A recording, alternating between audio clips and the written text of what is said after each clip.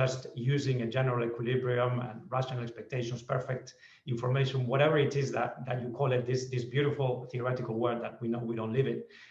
Resilience is not just an interesting concept, it's a reality. It's something that we're living more and more in our complex and interconnected world. And that's why at the OECD we launched this initiative called New Approaches to Economic Challenges now more than 8 years ago, which precisely aims to, if not to revamp, at least to rethink a lot of our economic tools, thinking narratives, in order to bring forward an integrated framework. So we're working on that. There are other international organizations working on it. We need to advance further and fast on this. The second aspect, I think, is the evidence. And here we need more and better evidence. This is something that we do at the OECD all the time. But we have major data gaps on some important issues. And certainly on the work that the GSG is doing on impact, this is a very important area where we need to get a better understanding what we mean by social impact. We need to think about the methodologies and how we measure that. And the third is the question of how we communicate, and particularly how policymakers communicate their actions. And here we do some mea culpa, because we are the first one to always put GDP at the forefront of all our publications, and every other international organization and economic research think tank they do that. But clearly we need to go beyond GDP. We've been talking about this now for a decade. We produce well-being indicators. They're not fully integrated with our reporting on the more traditional macro indicators. This is an area that we need to improve. It's about communicating to politicians, to leaders, to ministers, that is not just about GDP, that you need to think about the quality of life. You need to think about, of course, the health aspect. You need to think about pollution. You need to think about your natural assets. And of course, you need to think about the distribution of income and wealth in your society. You need to see this as more of a dashboard of indicators of your success in achieving progress for the well-being of your society, rather than just a single GDP number as your ultimate goal. Great, thank you, Juan. And I know also that the OECD recently launched a new WISE Center focused on well-being, inclusiveness, sustainability, and equality. So we look forward to seeing the great work that will come out of that. So I'd like to turn now to Sir Michael, who has, as I mentioned earlier, has been doing a lot of work with governments, helping them aim to become more efficient. That's never been more important than it is today. Michael, I'd love to hear from you about what is it that governments can do at this time when resources are scarce and will be increasingly scarce going forward. How can governments be more efficient and build back better? Thank you, Kieran, for the question. And yes, I'm interested in efficiency, but also effectiveness. Do they get the job done? And I'm really welcome the GSG putting on this particular workshop, because I think the theme is very important. If anybody wants to follow up in more detail what I'm going to say, I've put a presentation on the website of the GSG conference that has a bit more detail than we can do in a brief session. One way to see this pandemic actually is as a test for government. For the first time in history, every government has been given the same homework assignment at the same time. And so we can begin to see how they're managing. And Juan made the very important point that there hasn't been a lot of global coordination, and there should be more, because the sooner countries learn from each other and coordinate, the faster we will get on top of this huge challenge. Another way to see the pandemic is as a rehearsal for the climate change and biodiversity crises that are coming down the track. The pandemic is making us change the way we live our lives. It's forcing us to do that. We're all doing things now that we wouldn't even imagine doing in December or January. The biodiversity and climate change crisis will have a similar impact if we just let it unfold.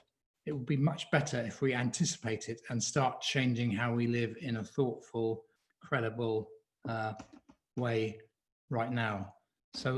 But it will mean we have to change how we live. And the thing that relates particularly to the GSG summit and its whole agenda is, if we're going to change how we live, we have to change what we value and how we measure what we value.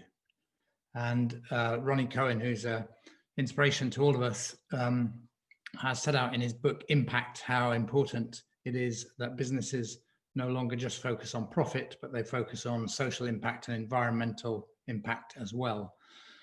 The problem in the second half of the 20th century was basically we ended up with an equation governing business, which was that value equals price. The problem with that is, simple though it isn't true, because you can externalize costs, you can do damage to the environment, but it doesn't affect your price and the value judged in that way of your goods. So that's been the problem in the private sector, and we need to move on to the kind of agenda that Ronnie Cohen has been leading the way on. And I know Kieran and others are thinking along these lines. In the public sector, the equivalent simple equation that's got in the way of things is that inputs equal outcomes. So the British government was recently re-elected on, among other things, a promise of having 20,000 extra police officers. I'm in favour of it, as it happens.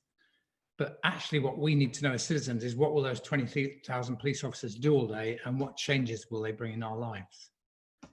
So the inputs don't equal the outcomes. And all across the developing world, for example, you can see school systems building schools, but the outcomes are awful. They build three schools every day just to keep up with population growth in Egypt, but the education outcomes are terrible. So the inputs don't equal the outputs, but that's what we've assumed for most of the last 50 or 60 years. I've been doing work for the UK Treasury, which I hope will come through in the forthcoming spending review, based on a report that they published in my name in 2017. If anybody wants to go to the Treasury website and find it, on public value. How do you measure the value of public expenditure? Because inputs equal outcomes is just not good enough. And what we say in the report is that 4 things represent good public value. The first is, does the money you allocate actually deliver the outcomes you hope? So when you allocate 300 million to tackle mental health, for example, do you what change are you trying to bring about, and how would you know you'd achieved it? So what are the medium-term goals over a 3 or 4 year period for that sum of money? That's what I did in the Blair administration, making sure that money got turned into health and education and other outcomes. So that's the first part of public value, but on its own, it's not enough. The second part of public value is Karen's efficiency point. Are the inputs being spent efficiently and well? Are they being spent on what they were intended to be spent on? Is there any corruption? Is there any inefficiency? Is any money being sort of diluted out of the system? So point 1 of public value is meeting the medium-term goals. Point 2 is spending the inputs efficiently. Point 3, new to most governments, is engagement. Most of the money we spend will only really deliver great outcomes if the recipients, the beneficiaries, engage. If you put a child into school, the harder they work, the better they'll do, even if you don't spend extra money. If you fund a student through university, if they engage, they will get better outcomes. If you want to solve mental health, it doesn't matter how much money you spend if the sufferer doesn't actually engage, or the sufferer's family and friends help the sufferer engage. So the third measure of public value is, are you engaging the users of the service and the citizens beyond that? The citizens need to at least to understand, but the users need to engage. And then the fourth part of public value is stewardship. Are you leaving whatever you're responsible for better than you found it? If you're a principal of a school, is it better when you leave than it was when you started? Have the staff got more skills? Is the institution more resilient? Has it got better relationships with the community? And last but not least, is its environmental impact managed and thought about in a constructive way? So if you have any chunk of public expenditure, the whole of government expenditure, or a particular slug of it, is it delivering goals? Are the inputs well spent? Are you engaging the people who are meant to be benefiting from this? And are you exercising stewardship? If you do those things, you will get value that the public value. And that's why I think that fits really well with the impact investment agenda, which this GSG Summit promotes. Great, thank you so much for that. And your 4 points are very clear and really resonate. But this really requires a huge mindset change and behavioral change. So in your work with governments, how have you been able to instill that mindset change and get them to think differently? And how can we leverage this COVID opportunity to speed that up? Well, I think it's a great question, and some of it is technical. How do you measure public value? But a lot of it is actually how you think about public policy, and even more importantly, how you explain public policy to the population of a country, and the language we use about politics. And it's not just governments that talk continuously about inputs, it's what the populations of countries expect a lot of the time. So, you know, ministers like to announce that they're dealing with technology in schools, and they say we've provided X thousand laptops. But very often you visit a school and you find the laptops are still wrapped in plastic and they're gathering dust because the teachers don't know how to use them, or there's no Wi-Fi or whatever it might be. So you've got to think about the outcomes that you want, and that involves a change in the language and the dialogue about political value that you have with citizens. So some of it's technical, and some of it's about the processes you put in place, and some of it is about the language you use to explain. And the COVID crisis should remind people just how important government is. Like, I mean, Juan made this point. It's been a terrible crisis, but it would have been a lot worse if governments hadn't been able to react rapidly. They haven't been perfect, of course, they're dealing with something new, but they have shown their value. And so that should change our ability to understand what governments can do and how they can work. And they've also, the countries that have done best in managing the COVID-19 crisis have, one of the things they've done better than other countries is the dialogue with their citizens. So the COVID is testing governments in exactly the ways you want to test them in anticipation of the climate change crisis ahead. Great, thank you so much. Kieran, I now want to turn to you, and great to have a private sector investor representative on the panel. But actually I wanted to continue with this discussion about the role of government. Maybe if you could touch on that first. I'd be delighted to, Karen, and it's a pleasure to join this panel of such estimable experts. In fact, I had a few thoughts a few feeble thoughts, I might say, in my head before coming on. But I think the discussion between Juan and Michael, is an excellent one. And if I may, Karen, want to just pick up on some of the points that have been made here, because I think there's a some very cogent outcomes of what both Juan and Sir Michael have said. I think we're at an extraordinary point, juncture in history. Sir Michael talks about the new dialogue between governments and their people.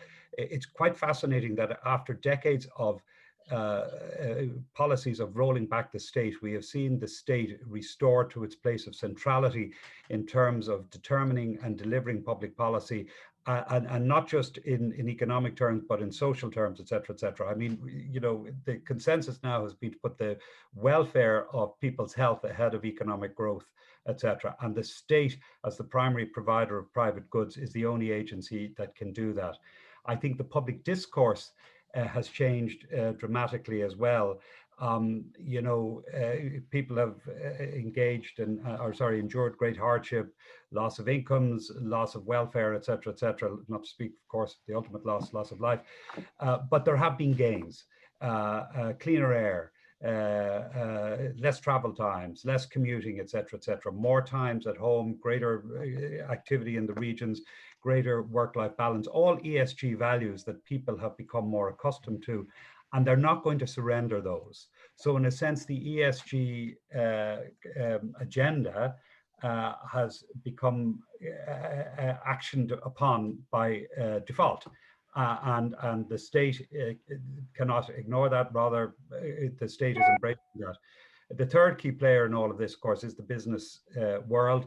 And I like to think that the business community has acquitted itself rather well throughout these crises. You've seen employers readily accommodate people in terms of remote working, et cetera, something that would have been anathema prior to the onset of the crisis. Companies have done their very best to maintain their employees, despite the strain on their capital base and their reserves, et cetera. You've seen the the rush to provide PPE, and now to accelerate investment in medtech, remote diagnostics, et cetera, et cetera. So one is seeing, I believe, almost a confluence of interests here, with the state in the lead, public discourse and public opinion and priorities becoming more ESG compliant, and business willing to play its part. And it's interesting when you talk about government. We, in the land of never-ending political intrigue here in Ireland, we had an election in February which was gloriously inconclusive. So we didn't have a government appointed until the end of June.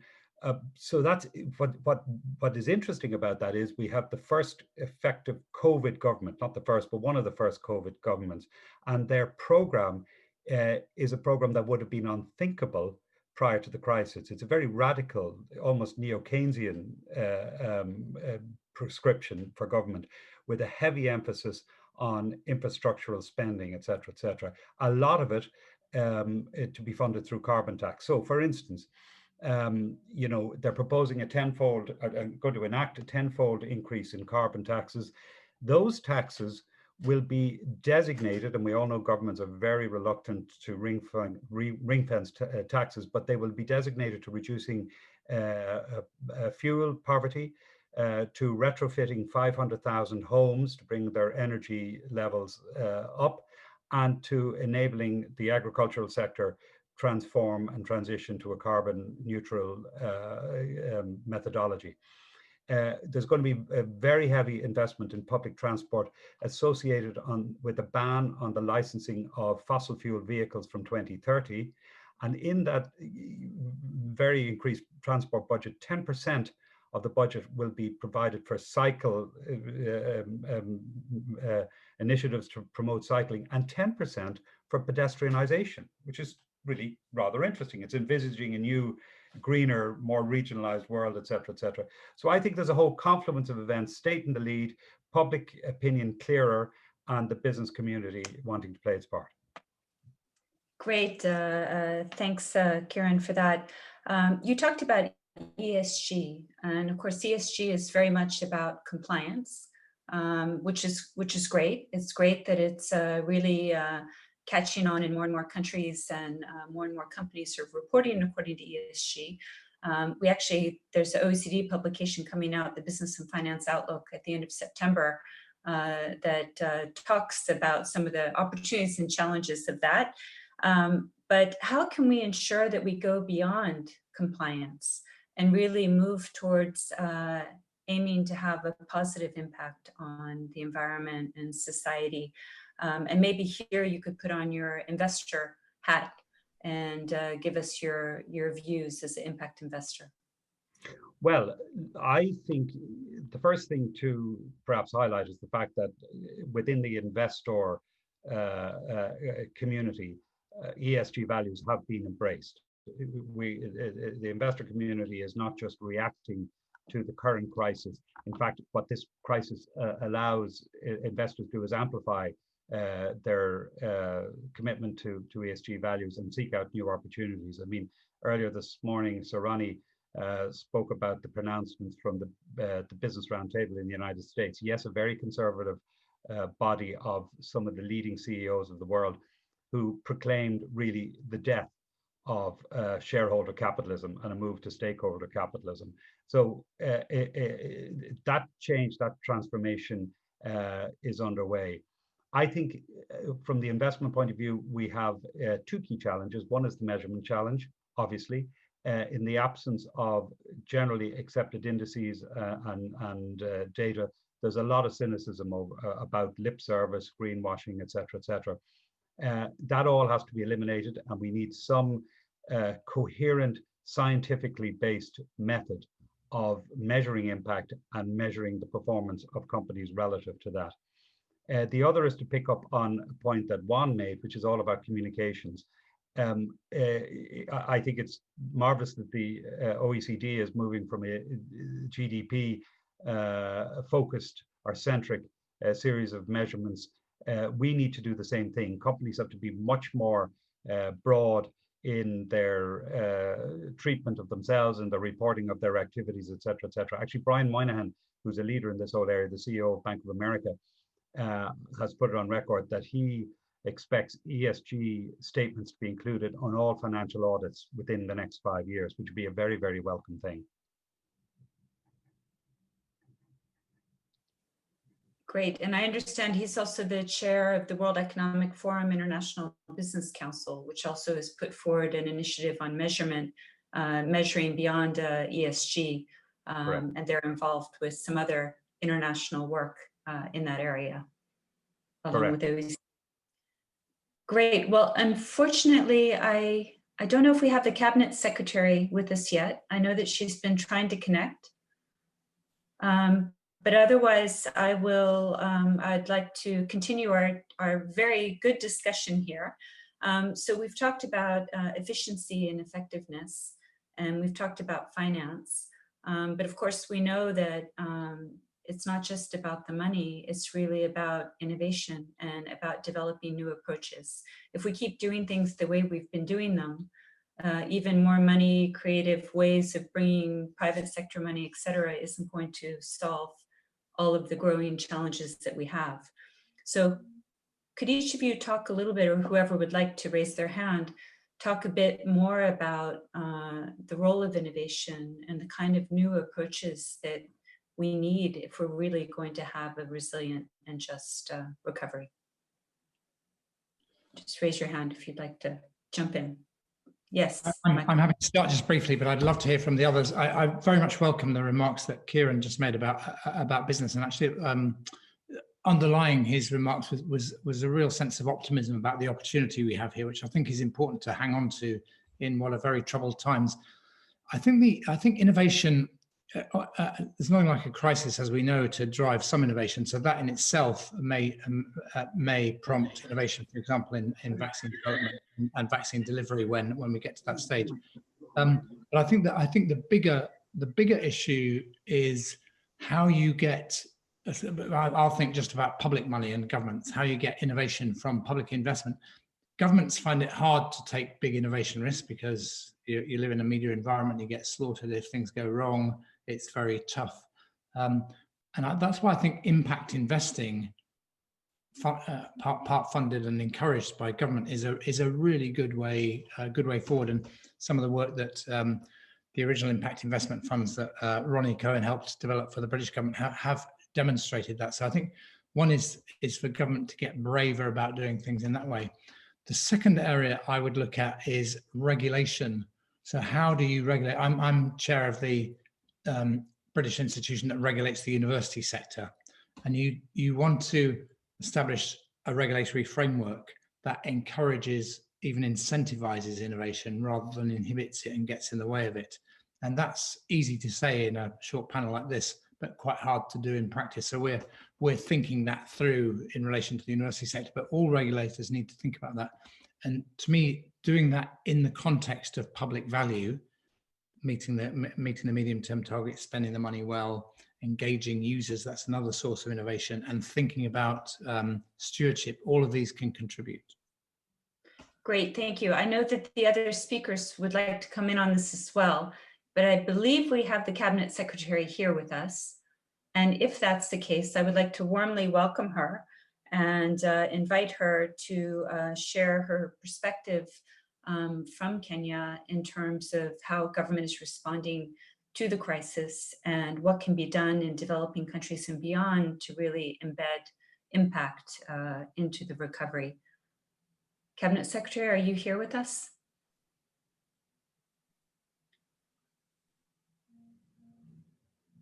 Okay, I guess not. I see her team, but okay, they'll let me know when she comes in. So then, Kieran, I'll turn to you because we were talking earlier today, and I think you would violently agree with what Sir Michael has just said. But do you want to add anything to that? No, I do agree violently, if that's the appropriate term, with what Sir Michael has said. You know, what I have found is that the motivation of our investor base is very, very pure. It's very ambitious, but it's very pure. That they do want to achieve social change. through their investments, and they are willing, if necessary, to take a lower commercial return on that. You know, and I think that the test of that motivation is the fact that there are far safer and easier routes to generate a return than becoming engaged in impact investing, which by its nature is high risk, because one is trying to achieve outcomes that are economically positive as well as socially positive. So that means that, you know, the innovation in the actual product, our service, our technology has to meet a number of measures to be successful. And I think on terms of communications, there is both an opportunity and a challenge to the investor and the commercial community here to prove that to re-acquit capitalism. Capitalism is not bad. It's going to be the generator of the wealth which will provide the social change. And I think that's a message. We talk about governments communicating with their people. The investment community and business has to do that to the population. Say, look, we're in step with ESG values. We want to achieve them, and we want to be conscientious capitalists. Bono sums this up wonderfully when he says that capitalism is not immoral, it's amoral. It needs guidance. And I think it's incumbent upon the investment community, the entrepreneurial community, to take leadership in that regard, and to show that it shares the same goals as governments, as the public, and that we take advantage of the situation we're in now to create a better world. So, Kieran, in your comments, you implied, and I don't believe you meant it, but you implied that there could be a trade-off between return and impact. Could you address that? There can be, but it's not at all necessary. Again, you know, profit is not a bad thing. It's not a grubby word. It's a great motivator. But the wealth it creates, so long as that's applied generally and sensibly and morally, that is the key outcome that we all desire. And, you know, I think we've seen a lot of evidence that investing in the right things also can mean that you have a better return, and certainly over the longer term, because what's material today versus tomorrow, this is changing, of course. And so the environmental and social impacts are becoming more and more material over time. But that's for another discussion. I want to turn to Juan, because I assume you would like to come in on this topic of innovation as well, given all of the work at OECD in this area. Yes, thank you, Karen. Of course, innovation is at the heart of productivity enhancement. So clearly, this should be at the core of public policy. And I think what the pandemic reminds us is of the importance of basic fundamental research. It's about vaccines research, but it's about more broadly about fundamental research that often goes underfunded and increasingly underfunded under tight budgets.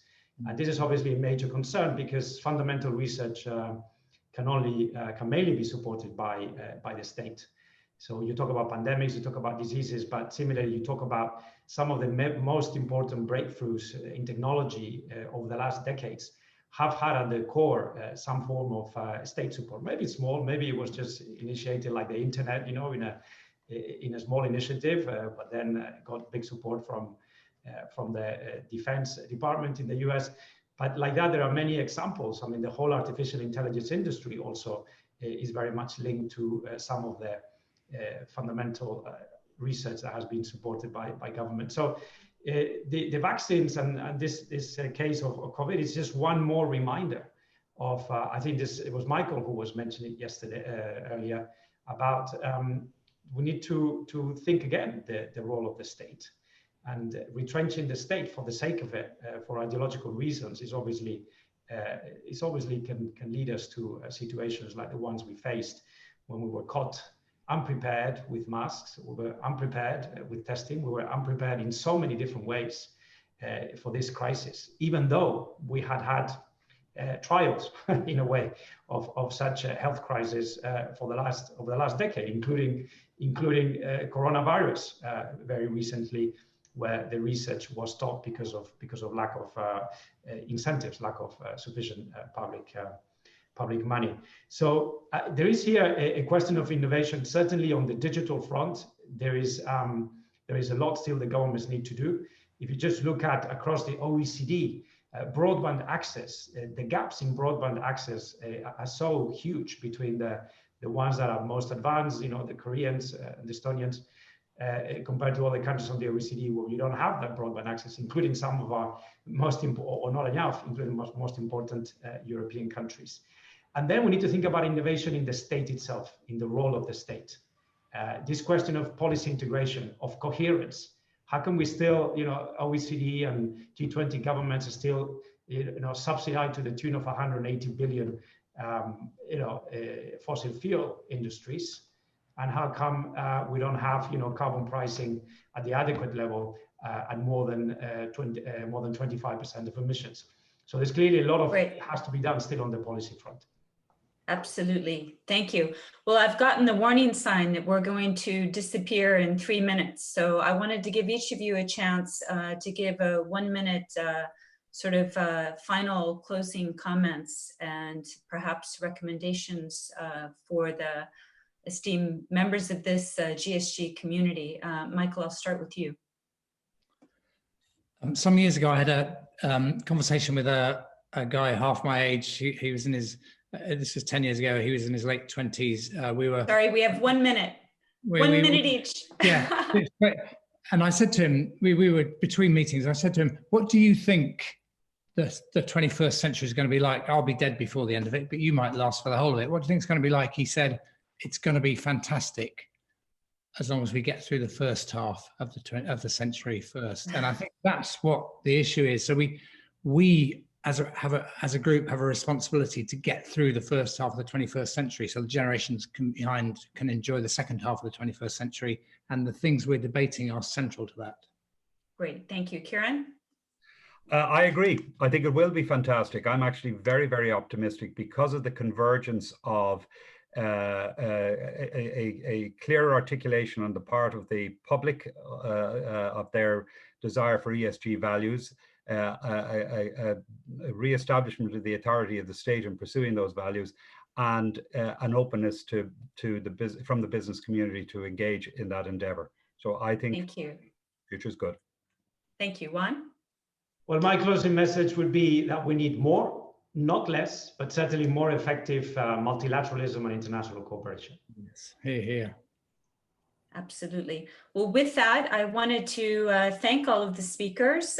Clearly, we have quite an agenda ahead, and this is really the time to act. We have an opportunity with COVID, and a lot of experts and people from government, from the private sector, from the nonprofit sector, really wanting to work together to build for a better recovery.